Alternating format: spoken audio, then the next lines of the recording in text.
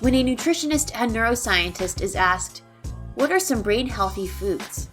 The way of eating that has the most scientific evidence to back it up is the Mediterranean diet. Tune in for all the details, only here on the People Scientist podcast.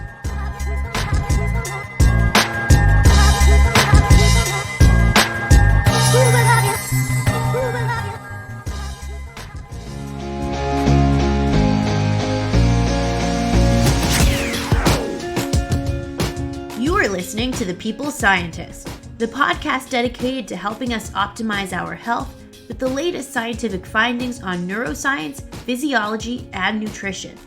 I, your host, Dr. Stephanie Caligiuri, a nutritionist, physiologist, and neuroscientist, will be here with you every single week, bringing us information to ignite our thinking, to help us be one step closer to the healthiest we can be.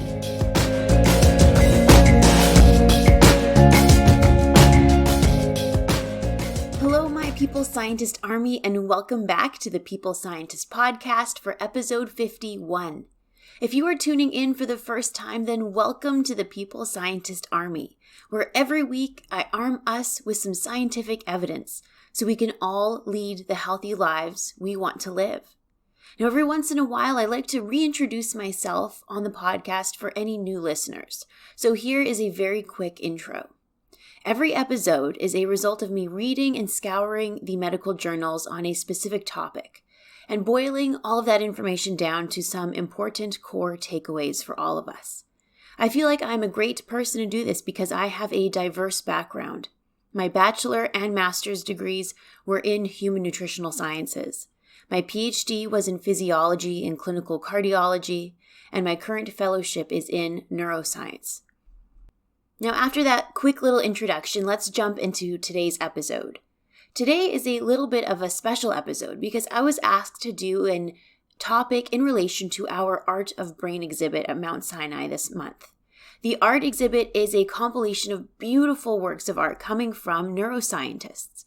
Now, a lot of them are beautiful microscope images, some are sketches, and some are drawings of what we see on a regular basis as neuroscientists. It's really quite a unique compilation of artwork. So if you by chance live in New York City and want to come to the opening night of the Art of Brain exhibit, I will be there. You can come by and say hi. The opening night is March 16th from 6 to 8 p.m., and it will be at the Grady Alexis Gallery on 99th Street. And I will put a link in the description box to this episode in case you want to hear more details about the Art of Brain exhibit. So in preparation for this event, I was asked to compile a list of brain-healthy foods that could be included in the menu for the opening night. Now, when I was asked that question of what were brain-healthy foods, I thought, how would I define brain-healthy exactly? Now, brain-healthy, in my opinion, means promoting the homeostasis or normal functioning of the brain, and foods that could prevent or slow the progression of aging and disease. So if foods are associated with the lower risk of dementia, lower risk of depression or stroke, then I would say that they are brain healthy.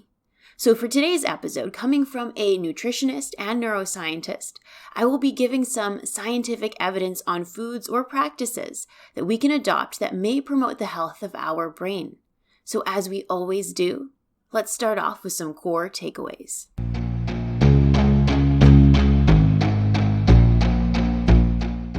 When I started doing my research on brain-healthy foods, one pattern or way of eating that was consistently associated with brain health was the Mediterranean diet.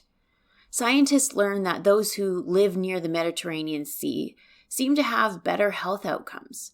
So scientists chose to study what these individuals ate. Their diet, for example, is characterized by being rich in vegetables, olive oil, nuts, seeds, beans, fish, whole grains, and regular but low doses of red wine. This diet, the Mediterranean diet, is low in dairy, red meat, sugar, refined carbohydrates like white bread, white pasta, white rice, and this diet is also low in processed foods. Their desserts are primarily fruit. It is quite remarkable as this way of eating is consistently associated with a much lower risk of dementia, depression, and stroke versus conventional Western eating or versus a low-fat diet. Intervention studies also show that those who live in other parts of the world outside of the Mediterranean Sea area, but who adopt this way of eating, also see benefit in reduced risk of dementia, depression, and stroke. And even more specific studies pinpoint that the brain healthy benefits can be in part attributed to the extra virgin olive oil, the higher intake of vegetables, omega-3 rich foods, and the lack of unhealthy foods. Now, let's jump into the details.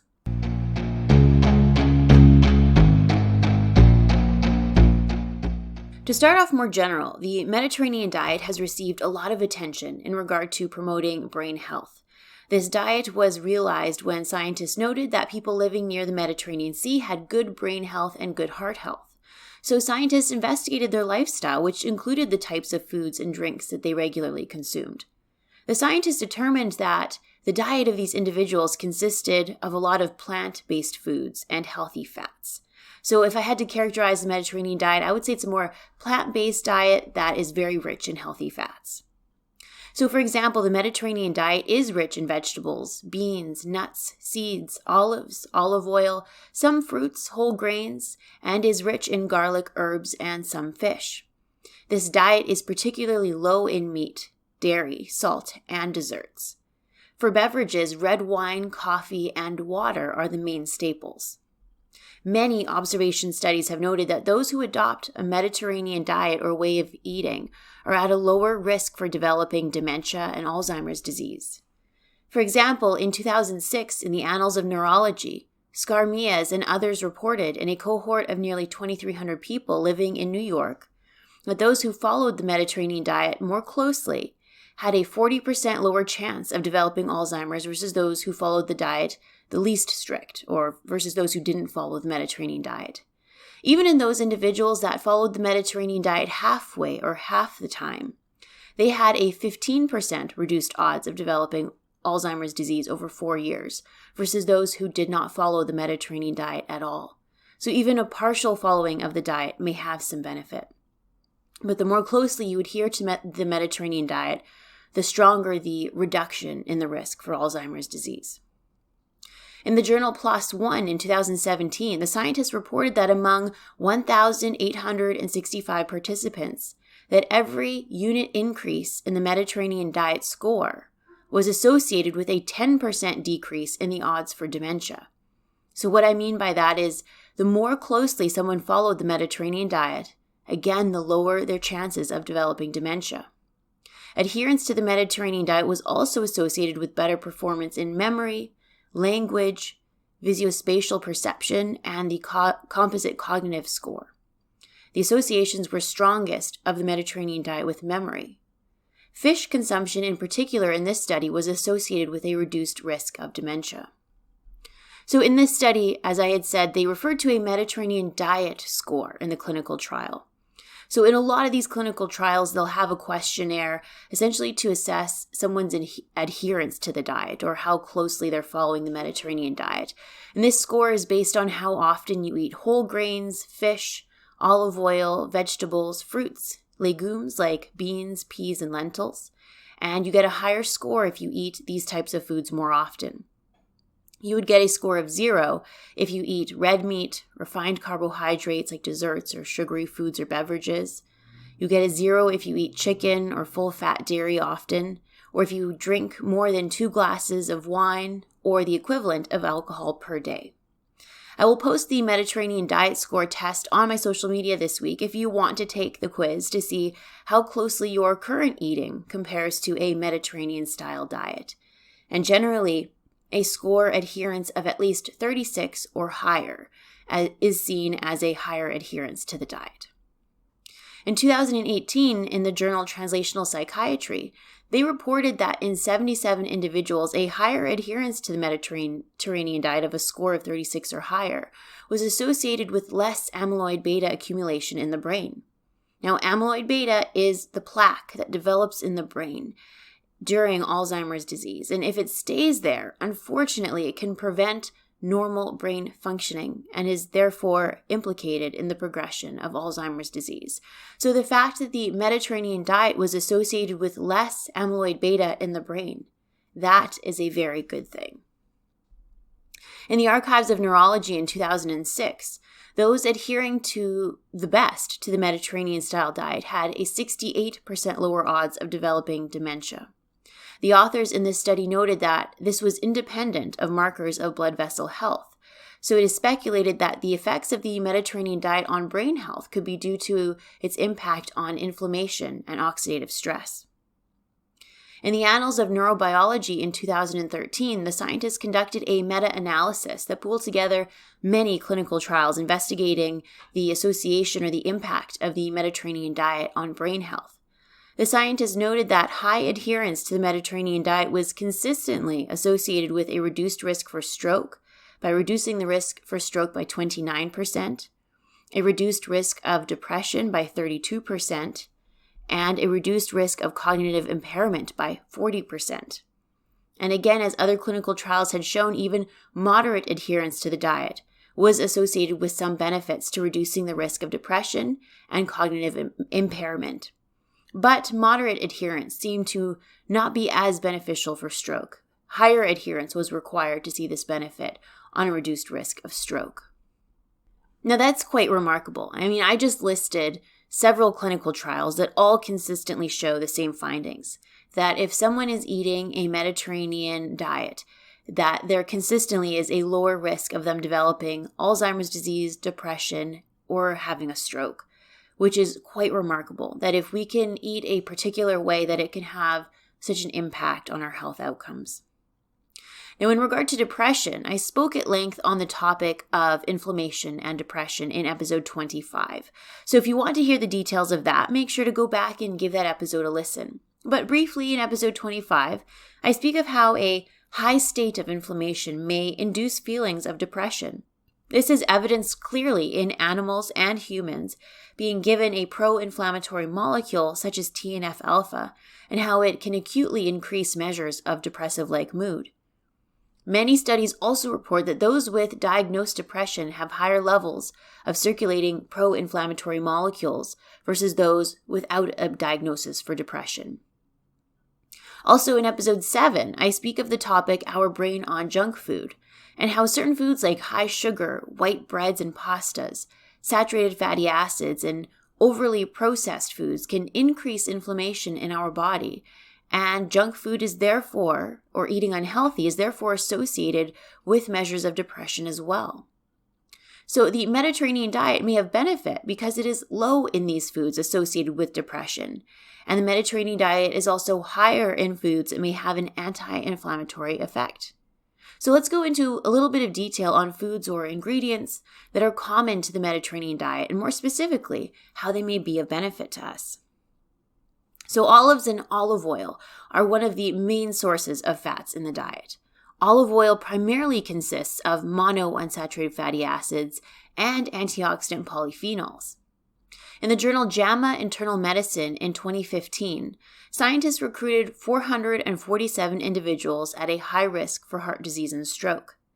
The individuals were instructed to either follow a Mediterranean diet and consume 1 liter of olive oil a week. 1 liter, that's quite a bit, but they were able to do it.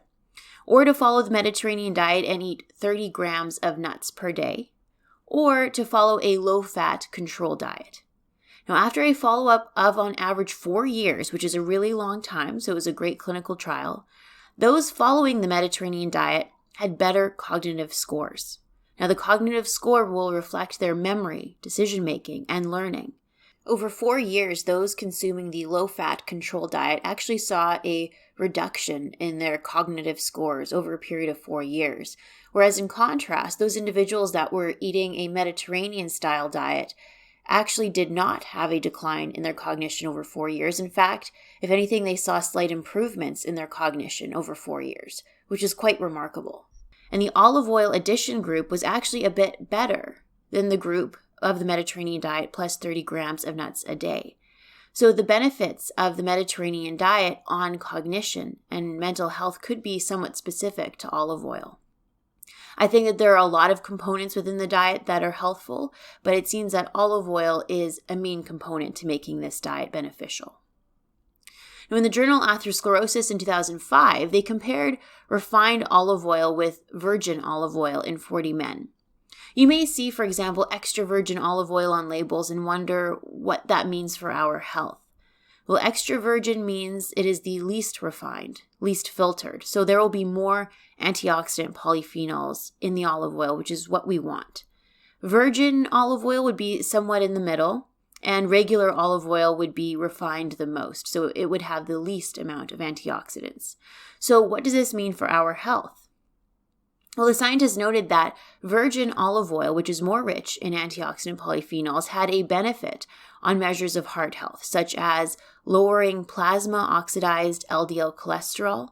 It lowered lipid peroxide levels in the body, and it also increased activity of our natural antioxidant system, glutathione peroxidase. Adding virgin olive oil to the diet also reduced systolic blood pressure in those with chronic high blood pressure or hypertension. So that is why it is said for us to purchase extra virgin or virgin olive oil, as this means it is less refined and will have more antioxidant potential. And as this study showed, it could have some benefits to our blood vessel and heart health as well. And blood vessel health is also important in regard to reducing the risk for a stroke. Because a stroke, particularly an ischemic stroke, is when we have a blocked blood vessel in our brain, when fatty plaques have built up in the blood vessel of the brain. And similar to a heart attack, what would happen is not enough blood and oxygen and nutrients will go to our brain. And that is what a stroke is. So blood vessel health is also very important in the context of stroke. Animal studies have also supported this. For example, in the journal Inflammation Research, the scientists illustrate in animal models of inflammation that extra virgin olive oil can have some anti-inflammatory and protective properties as well. So we see this in humans and animals. Garlic is also a prominent ingredient in the Mediterranean diet, and I spoke at length on the scientific evidence of garlic and its impact on our health in episode 32. So you can go back and give that episode a listen if you are interested in more details. But briefly, raw garlic has the greatest amount of the proposed healthful component allicin.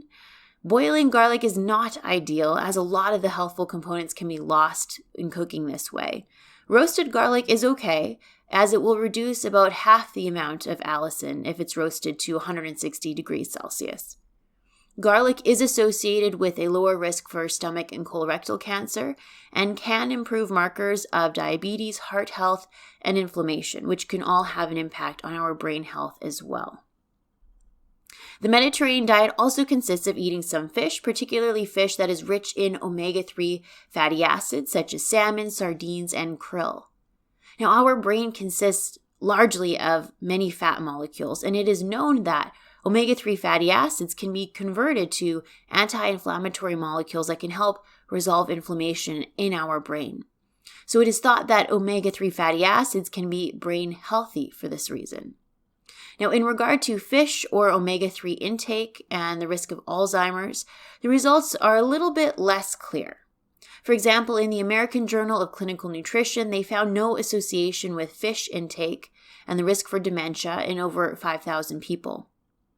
Wu in 2015 reported that taking omega-3 supplements did not seem to reduce the risk of Alzheimer's disease. However, eating fatty fish rich in omega-3, such as salmon and sardines, was associated with a 36% reduced risk of Alzheimer's disease versus those who did not eat fish regularly. So fish may have health benefit beyond just taking omega-3 supplements. So omega-3 supplements in fish may not have the same impact on brain health. Specifically, Wu found that for every 100 gram increase in fatty fish intake per week, it was associated with a 11% lower risk of Alzheimer's disease. And again, fatty fish rich in omega-3s include salmon, sardines, and krill, just to name a few. In Nature Reviews Neurology in 2009, they reported that after combining the clinical data, omega-3 fatty fish intake may reduce the progression of Alzheimer's disease in those currently living with Alzheimer's. But eating fatty fish may not necessarily prevent the onset of Alzheimer's disease in the first place. It just may prevent its progression to a severe form. But I think regardless of some of the mixed results that are coming out on fish consumption and the risk for dementia or progression of dementia, there is still very clear link between the consumption of the Mediterranean diet and how it is consistently associated with a lower risk of developing dementia and a lower risk of progressive dementia. Mocking in 2016 conducted a meta-analysis that pooled together 13 clinical trials and concluded that omega-3 intake was associated with a benefit for measures of depression. So omega-3 rich foods may have benefit for our mood and mental health. And again, it could be due to the fact that omega-3 fatty acids can have inflammation-resolving effects. One thing that I want to highlight that I've spoken about before in one of my previous episodes is about how our fat intake and the benefit of omega-3s really go hand in hand. And I did my master's and PhD on this topic, so I can speak at length and in great detail, but I'll keep it very simple for all of you. The benefits of omega-3s will be greater if our intake of unhealthy fats is reduced at the same time. So, if you are eating fast food, fries, junk food, chips, etc., and taking an omega-3 supplement or eating omega-3 rich fish, your body will not be able to use the omega-3 fatty acids very well. Now, in the contrast, if you're taking omega-3s or eating omega-3 rich fish in combination with a healthy diet that is lower in fried, processed foods, your body will be able to utilize the omega-3s much better. Omega-3s in the presence of an unhealthy diet is like throwing someone a life preserve in an ocean in the middle of a hurricane. That life preserve is going to do nothing. But in contrast, if you throw a life preserve to someone in the ocean where there are some slight waves, that life preserve will make a big difference. This is the case for so many things in our diet and daily lifestyle. We need to look at our lifestyle as a whole and remember that one small thing, such as an omega-3 supplement, won't make too much of a difference in the context of a hurricane of bad lifestyle and diet choices. Okay, so now that I'm off my soapbox, let's continue on with our brain-healthy foods and effects of Mediterranean diet on our brain.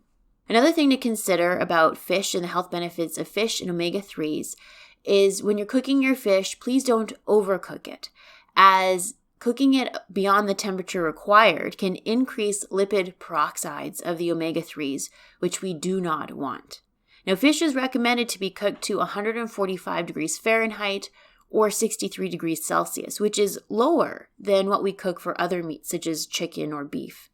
And a lot of people are surprised when I tell them that fish only needs to be cooked to 145 degrees Fahrenheit, because most people think it needs to be cooked higher, but it doesn't. So keep that in mind if you eat fish regularly. Now, the Mediterranean diet is also very rich in vegetables. In the Journal of Nutrition, Health, and Aging in 2012, it was reported that a higher intake of vegetables was associated with a lower risk for dementia. In the journal Nutrition in 2016, 18 clinical trials were combined, and the scientists concluded that fruit and vegetable intake was associated with a lower risk for depression. So vegetable intake is associated with overall brain and mental health and well-being. Now, it is suggested for us to get at least 5 servings of vegetables per day. Now, a serving equals 1 cup of leafy green vegetables like kale, spinach, or romaine lettuce, or a serving is half a cup of other vegetables such as peppers, mushrooms, broccoli, cauliflower, Brussels sprouts, etc. Now, the Mediterranean diet is also rich in nuts and seeds, such as sunflower seeds, almonds, walnuts, and pumpkin seeds. Now, these can also be a great source of healthy fats as well. I personally suggest eating these nuts and seeds raw, as roasting at high temperatures may potentially lead to the polyunsaturated fatty acids to become oxidized or to produce lipid peroxides. And I go into a lot of detail on that topic in episode 10 if you're interested in hearing more about it. One seed in particular that I have to bring up because I've published a lot of work and a lot of clinical trials on this seed is flaxseed. I published a few clinical trials showing that eating 3 tablespoons of ground flaxseed every day can lower markers of inflammation in humans and improved blood pressure in those living with vascular disease. So seeds in general, and in particular flaxseed here, can be a great source of fiber, healthy fats, and may promote brain health by having an anti-inflammatory action and perhaps promoting blood vessel health. Flaxseed in particular and chia seed and hemp seed are also a rich source of plant-based omega-3 fatty acids as well. And the fact of if they're able to improve blood vessel health or reduce blood pressure, this could also be important in the context of stroke, because the number one risk factor for stroke is uncontrolled high blood pressure. So flaxseed may have a benefit in this regard. Now, the Mediterranean diet is also characterized by having regular but low intake of red wine. And I spoke a few weeks back on the potential health benefits of red wine and resveratrol. But one interesting study I want to share was published in Scientific Reports in 2018. Now, this study was done in mice, so we can't see for certain that this is the case in humans as well, but it's possible. The scientists noted that low-dose alcohol was beneficial for the functioning of a system in our brain called the glymphatic system. This system is the waste clearance system of our brain that is important to remove damaging and inflammatory molecules in our brain. And I've spoken about this glymphatic system in episode 16. It is thought that the glymphatic system does not function properly in Alzheimer's disease, and that it does not function properly in animal models of depression. But interestingly, low-dose alcohol that would be equivalent to, say, a blood alcohol level of approximately 0.03 to 0.05, which is below the legal limit, has a beneficial effect on the glymphatic system. This blood alcohol level may be achieved with, say, half a glass of red wine drank over 1 hour. Now, there is the famous J-curve relationship that maybe you've heard of that we see with alcohol intake and mortality. So those who consume low amounts of alcohol tend to live longer and be healthier. More specifically, than those who drink low amounts of alcohol, such as half a glass of wine, red wine a day, or drink a few times a week, a small amount of alcohol, they tend to live longer with less ailments than those who drink none at all, actually. And they live longer versus those who drink more. Now, this finding has been replicated in many studies. And interestingly, one of the mechanisms that I learned during my PhD is that low-dose alcohol, or the ethanol itself, may also have benefits to our blood vessel health and the elasticity of our blood vessels. So low-dose alcohol, commonly consumed in the Mediterranean diet, may also have benefit to blood vessel health and our brain health as well. I mean, as we speak, I am drinking my half glass of red wine right now as I'm recording the episode. So I'm making sure that I personally am following that Mediterranean diet the best I can too. The last thing I want to add that does not have to do with the Mediterranean diet necessarily, but something that I wanted to bring up is intermittent fasting or time-restricted eating. Now, I went into great detail on the scientific evidence of this in episode 28, if you want to go give that a listen. But briefly, the review that I wanted to bring up was published by Mattson in the journal Nature Reviews in 2018. Essentially, Mattson concluded that fasting and time-restricted eating changes the energy metabolism of our brain.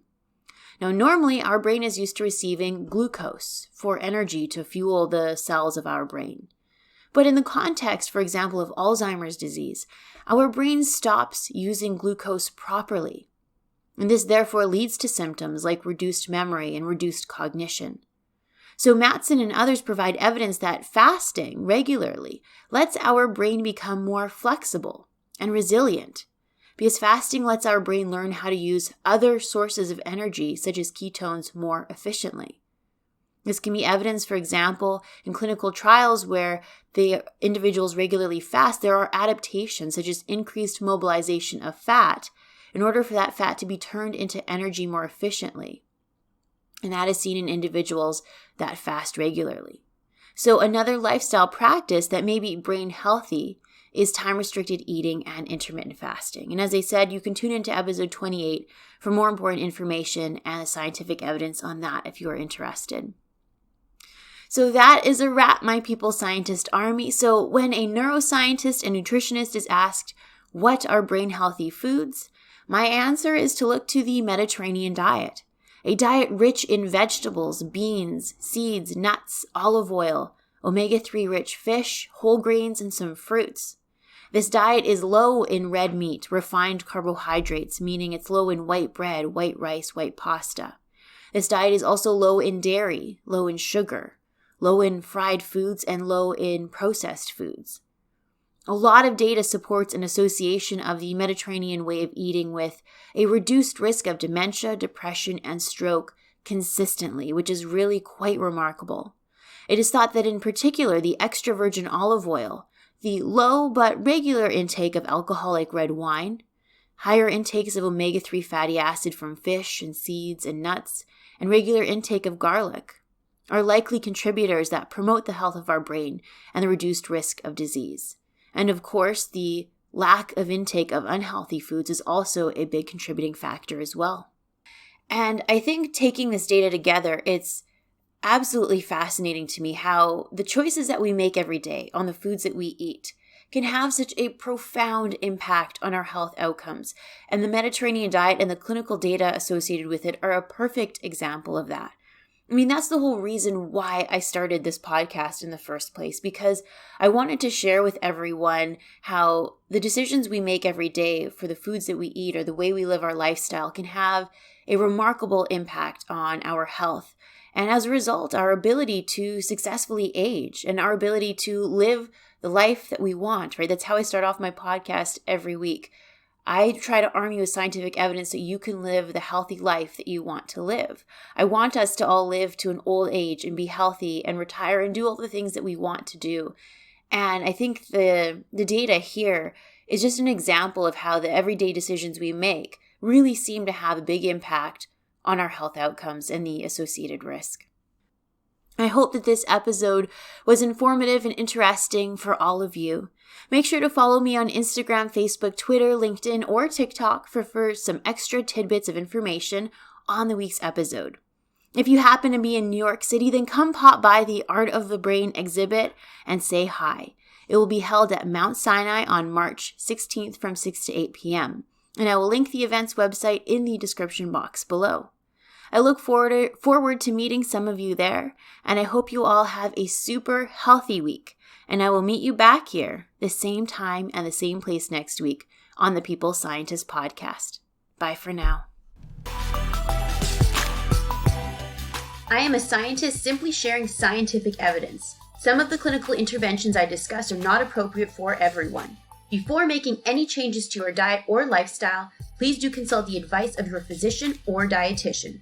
My opinions expressed here do not necessarily reflect those of Mount Sinai Hospital and its affiliates.